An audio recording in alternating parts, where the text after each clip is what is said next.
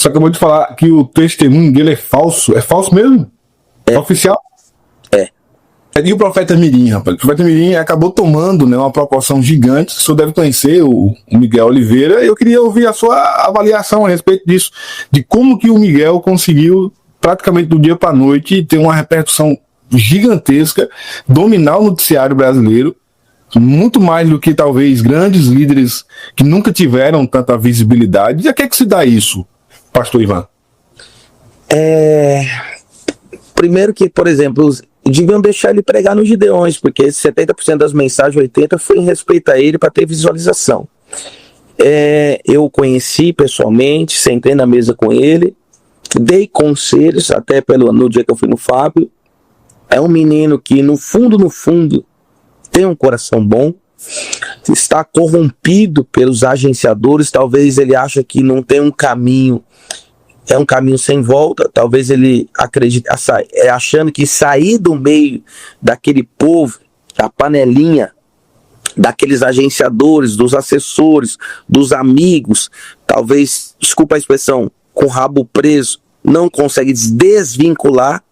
Mesmo ele foi pedir ajuda para Eliseu Rodrigues, porque é um mestre, para estudar a palavra, para o Napoleão Falcão, e depois voltou atrás e continuou. Sabe aquela pessoa com que vai, o porco sai da lama, depois volta para a lama, para continuar com algumas práticas, porque talvez é o momento. A Bíblia fala que quem precipita peca.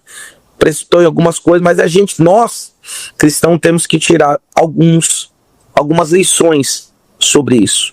Que nem tudo de visualização a qualquer custo vale a pena. Olha a família, olha o que o Paulo, no entanto, pesquisou, olha a vergonha para o evangelho. Os ímpios estão caçoando, as crianças zombando. Então nem tudo vale a pena você ter likes, você ter muitas visualizações, ser muito famoso, mas olhar na rua os cristãos e aqueles que querem servir a Jesus e dar risada da sua cara. Mas eu acredito que ele chegou onde talvez ele nunca imaginou o efeito osmose. Mas se se fosse um filho meu, aprenderia com os mestres, aprenderia com os erros. Talvez tantas denúncias de youtubers, de sites, acho que o temor, já que não vem lendo a palavra, poderia acontecer. Então, alguns ensinamentos, e o problema é que assim, todo mundo que quer ter like, todo mundo que quer ter visibilidade, encostou nele para elogiá-lo, até pessoas de outra religião. E ele está achando que aquilo é o máximo. É a mesma coisa que Jesus e o diabo ao lado dele no cenáculo, oferecendo mundos e fundos para ele. Então ele acha que as pessoas, ele não tem que acreditar em ninguém, confiar em ninguém, nem quem faz a agenda dele, nada. Ele tem que confiar em Deus. Ele tem que falar com a mãe dele, sentar. Tem a avó dele, que é crente, cristã, que não fala com ele, até porque não foi isso que ela ensinou quando ele era menor. Ele tem que falar a verdade, fui induzido por A, por B, eu não dar nomes sobre aquele testemunho, que é falso. Até a tia dele ligou pro pessoal do trem de teste, e eu estava lá com Pedro Bonfim, que não é verdadeiro. Falou, fui ludibriado, mas Deus me deu o dom da palavra, de mestre. Então acho que a humildade procede à honra. Então às vezes é melhor ele dar um passo para trás para tomar impulso, do que dar 10, 15 para frente e achar que está certo. E nós estamos ajudando com as críticas algumas. Não estou falando de agressão, tá? Estou falando de ofensa, estou falando de crítica construtiva. Fala assim, dá um tempo, dá uma segurada, vai para lá, vai para cá, vai orar, sabe? Eu nunca vi ele orando, nem para subir no altar. E ele já foi, algumas igrejas já esteve com ele. Então, por quê? Porque não tem ninguém que está dando direção a ele. Então, talvez se um José Wellington da vida, se um Samuel Ferreira pega ele pelo braço, se algum líder, sabe, pega ele pelo braço. Gosto muito do Marcinho, mas se alguém pega ele pelo braço, assim, fala assim, porque, por exemplo, o Marcinho tem um líder dele, Samuel Ferreira, por que ele não pega um líder, um José, pega ele pelo braço assim, fala, vem aqui, rapaz, vai estudar, vai ser obreiro. Você já serviu um copo de água para alguém? Você já respeitou, ouviu os conselhos de um senhor de idade que já penou, já comeu farofa, já passou fome no Nordeste com a família? Você já ouviu a história dos seus avós? Então acho que nós temos duas orelhas para primeiro ouvir, para depois falar. E ele às vezes quer falar antes de ouvir. Essa é a minha opinião. Você acabou de falar que o testemunho dele é falso. É falso mesmo? É oficial? Primeiro que eu sou farmacêutico, né? Fiz 2 anos e meio de medicina. Primeiro que o teste de pezinho, o outro não dá, muda e surdo. Já começa por aí, né? Então, uns falam que foi a mãe, outros falam que foi as próprias pessoas, os agenciadores dele.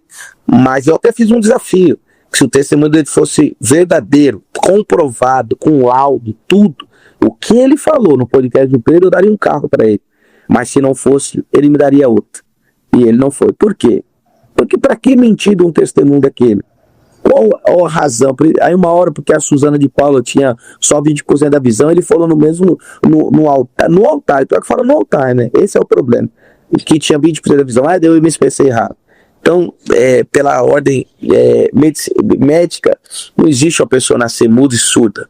Ou é uma coisa, ou é uma consequência, mas não, os dois não. Então, eu estou afirmando 100% que o testemunho dele é falso. A falta da fala é justamente porque o cara não consegue ouvir e não aprende a falar, né? Essa seria a lógica, né? Mas não tem esse diagnóstico dos dois, não existe isso. E ninguém perde teste. Primeiro que detecta algumas situações, detecta no ventre, né? Quando a criança está no ventre, e outra no teste do pezinho. Então cadê o teste do pezinho? O teste do pezinho em qualquer hospital, agora você pega onde nasceu, na maternidade. Então tem coisas que a gente falou de ludibriar as pessoas para enfatizar. Agora o último que eu ouvi ele falando, ele falou, não, eu nasci com fala não era bem assim, que não sei o que, tal, e do nada fala, já prega, sem ler a Bíblia, é meio complicado. Até porque você tem que ler, né, para memorizar. A parte do córtex, a parte emocional, hemisfério sul e o norte do cérebro, você tem que saber alguma coisa. Então, dá tudo ao divino, aquilo que você nunca fez por onde. Jesus falou, quem planta, colhe. Se você nunca plantou com palavra, nunca estudou, nunca fez nada, como que você já sabe? Você sabe o que? Ouvindo os outros falar, ouvindo pregação de Jorginho Xerém, do Scalabrin, do Agenor, do Marcinho. Aí é fácil, do pessoal da igreja. Agora estudar e falar que já saiu pregando e batizar no Espírito Santo e batizar nas águas, isso aí não. Então era mais fácil ele descer, né? Quando a gente quer subir, a Bíblia fala que o Zaqueu subiu para ver Jesus. Jesus falou, desce que eu vou repousar na sua casa. Então enquanto ele não descer, Jesus não vai lá. Você falou aí que ele está sendo, o problema pode ser os agenciadores, né? Quem são esses agenciadores? Quem é que realmente está por trás do Miguel Oliveira? Ele estava numa igreja, né, do Edson, depois ele foi para do Marcinho, o filho do Marcinho, o Júnior, depois o Baeta, todos eles que andam com ele frequentemente, né? O menino agora que foi, ele tá proibido de se expor. Aí o Emilton lá de Mojimirim leva ele para os Gideões. Então as pessoas, por exemplo, até o Eliseu quis tirar uma casquinha dele para vender os cursos. Então todo mundo, essas pessoas do gospel, de vez dar conselho, aí depois quer dar sermão nos Gideões, agenciando. O que é agenciar? Não é tirar dinheiro, não é arrancar dinheiro, é ter visibilidade. Isso mesmo, garoto, é inveja, estão te perseguindo, cobra mesmo, faz isso. Outros anônimos, né, que estão ao lado sempre, e muitas das vezes até o próprio líder dele não sabe.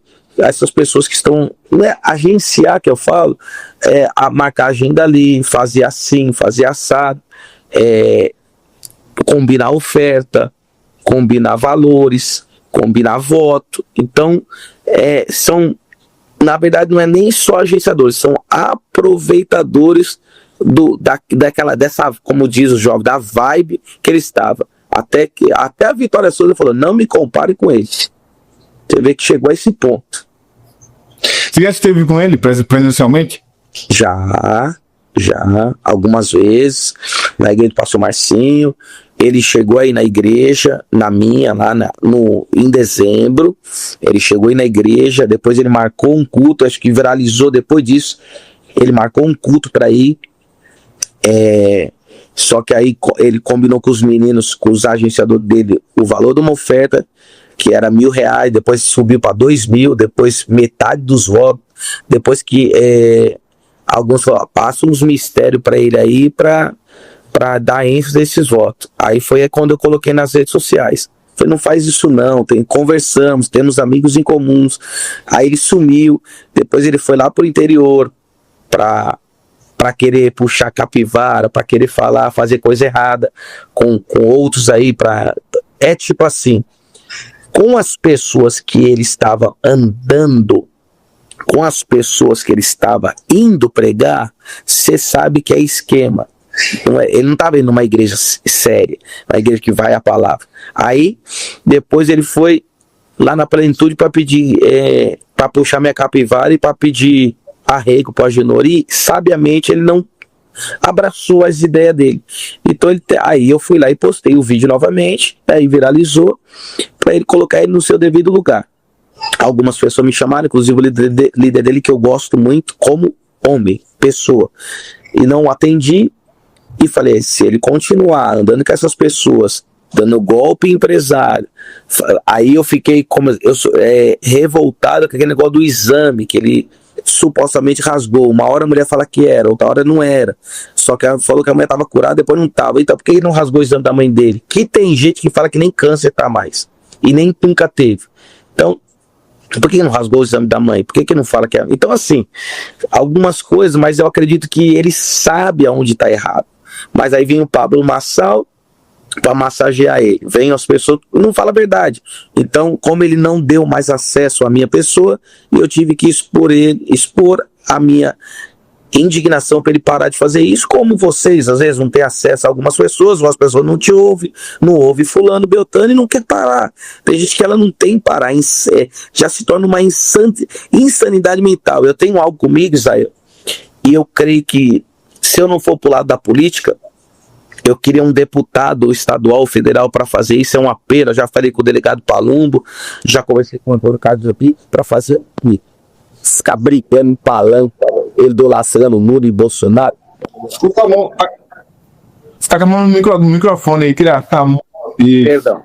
Isso é uma idolatria, Bolsonaro e Lula? Por que não cria uma lei, por exemplo, para eu e você guiar um carro, porque tem vidas conosco, para não ter um acidente, temos que fazer exame psicológico, psicotécnico. Por que para uma pessoa guiar uma igreja, subir no púlpito, não faz exame toxicológico, psicológico? Se bobear, não fica metade dos pastores no altar. Um menino desse precisa de terapia psicológica. A família dele não é segundo, uma aproveitadora, a outra é feiticeira, o outro não tá nem aí para ele, a família toda dilacerada, porque se fizer exame toxicológico, colocar em lei, exame toxicológico, psicológico, para um guia, um cego não pode guiar outro. Como que você pode guiar ovelhas? Como que você pode guiar um rebanho se você é alcoólatra? Aí a mulher sofre com o marido que bate nela, com o filho que é alcoólatra, drogado, e o pastor usa droga. Aí o outro, a mulher sofre no casamento e o pastor é prostituta. A mulher sofre com aquilo e o pastor é o líder. Tô falando pastor, bispo, apóstolo, missionário, bispo. Tem problema toma remédio depressivo, Rivotril, toma remédio Zolpidem. Sabe? Como que uma pessoa pode guiar? Então, uns exames de 6 meses ou anual, talvez muita coisa ele não copiaria o errado. O problema da juventude hoje é que ela quer copiar o errado. Ela ri do crente aranha, do fuxico gospel, critica, mas veio assim de falar, pior que eles estão certos, esse povo está errado. Mas ela prefere copiar as pessoas que estão fazendo errado. Forte. Barão, para gente finalizar esse assunto do Miguel, você acha que ele vai ter, digamos, vida longa, ministerialmente falando, nesse contexto em que ele está inserido? Ele dura muito tempo? Eu acredito que a tendência dele, com 18 anos, que ele já está falando que vai ser político, mas ele falta 3 anos ainda. A tendência dele é o Pablo Marçal levar ele para a política. Aí que ele vai se corromper de vez. Aí que ele vai ver o sistema como é violento. Tanto ele como o Trovão, daqui a pouco já estão ludibriando a cabeça do menino, não para ele aprender esses 3 anos, não para ele voltar a estudar, não para ele servir, não para ele ser um obreiro aprovado, e sim para ele entrar na política. Ele falou que o sonho dele um dia é ser presidente da República, mas a gente ora a Deus para que ele não venha ouvir conselho da mãe, dos agenciadores, das pessoas que o cercam hoje. Ele tem que ouvir conselhos de pessoas que já construíram algo na vida, construíram a família, já passaram como você e eu. Você tem filhos, né? Sim. Já passaram a madrugada com um filho com febre, já passaram a noite com um filho no hospital, já serviram a esposa, já serviram o irmão, já pagaram contas, sabe? Então eu acredito que eu oro para que ele ouça as pessoas, mas se ele continuar com a soberba, com a arrogância que alguns têm, porque quando atinge o Miguel, as pessoas tão burras, tá atingindo todo mundo que tá do lado dele. Porque tem gente que não tem coragem de falar na cara do Marcinho e tá falando do Miguel. Tem gente que não tem coragem de falar na cara do Jorginho Xerém e tá falando pro Miguel. Tem gente que não tem coragem de falar na cara de fulano Beltrano e tá falando pra ele. Então ele tá sendo boi de piranha algumas vezes para atingir os peixes grandes. E ele não entendeu. Então assim, acredito que se ele tá com a cabeça de ir pra política e continuar com o Off the King, the Power, a trajetória dele no mundo evangélico acaba esse ano. Mas se ele procurar ser um obreiro aprovado, estudar a palavra, olha o mico que ele passou lá no Bambam. Você conhece a Bíblia? Leio todo dia. Já leu ela inteira? Não. Então, ele caiu em contradição com vocês aí, que ele falou uma coisa no trem de teste do pastor Pedro Bonfim, do Rodrigo Salgado, apóstolo Rodrigo Salgado, homem de Deus, e falou outra coisa para vocês, para nem entrevista, se você deixou ele falar sabiamente. Depois ele tá colocando advogado para tirar a entrevista dele. E tudo que ele falou, pro Pedro, ele falou que tinha esquema nas revelações, aplicativos nas revelações. É isso que eu quero falar agora, se você me der a oportunidade. Ele falou lá no Pedro. Para você, ele falou que nunca viu isso. Então, peraí, uma coisa é outra. Que tem pastor que é pilantra, adúltero, safado. Então, quando ele ofende os pastores, ele não é adúltero ainda, porque ele tem 15 anos. Mas as outras qualidades que ele fala de todos os pastores que o criticam, ele já tem em novo. E no evangelho, não é no mundo. Porque esse adjetivo a gente tinha ou alguém teve lá no mundo. Agora no evangelho não. Vamos lá. Por exemplo, tem gente que está pegando muito pesado com profetas e profetisas, isso aí vocês batem muito nisso, sobre revelação, profecia. Não, pega nas redes sociais. Pega. E negócio de celular, você vê o pastor pregando a palavra e toda hora mexendo no celular, é esquema sim. Mas não é esquema de CPF, de puxar a placa de carro. O esquema, você vê quando um líder, um pastor, que se diz profeta, começa a ir com 2, 3 na igreja, chega cedo, ou manda eles chegarem, aí fica na cantina, aí bate papo, aí fica mandando. São anjos, falam anjos, né? Que passa a senha para ele. Ó, fulano tá assim, ó, aquela ali tá de calça verde, tira a foto e manda para ele, ou às vezes combina com o pastor. Então eles fazem isso, por exemplo, suponhamos, tá? Eu vou pregar no Ceará e você e mais 3 amigos meus, ou você sozinho, e você já conhece alguém lá. Aí você fala, ó, aquele fulano ali, a vida sentimental dela tá daquele, ele é doutor, é dentista. Aí o pastor vai lá e cria uma revelação. É isso que ele fez, o Miguel faz, outros fizeram, e assim que eles... Então nada de CPF, RG, claro, aí já é um esquema com o pastor, porque tem o cadastro dos membros da igreja, mas o mistério é esse. Vai na igreja, aí vai um antes, aí fica filmando, às vezes tem a facial, puxa pela facial da pessoa, o nome da mãe, RG, CPF, aquela coisa, mas a maioria das vezes não. Por isso que a pessoa chora, por exemplo. Mexe com o emocional da pessoa, cara. Porque, por exemplo, eu sei que você tem uma filha, eu sei que você é nordestino. Ó, Deus tá falando que vai morrer alguém lá no Nordeste, tá bom. Tá a cidade e tal. Isso, você tem uma filha mulher, mas você nunca viu, cara. Porém, alguém cantou a pedra para essa pessoa. Então esse povo anda com agenciadores, com grupinhos. Quantos por cento, Bispo Ivan? 90%. Mas você pode dar nomes? O dia que eu tiver com provas, você vai ser a primeira pessoa a eu entregar todas as provas.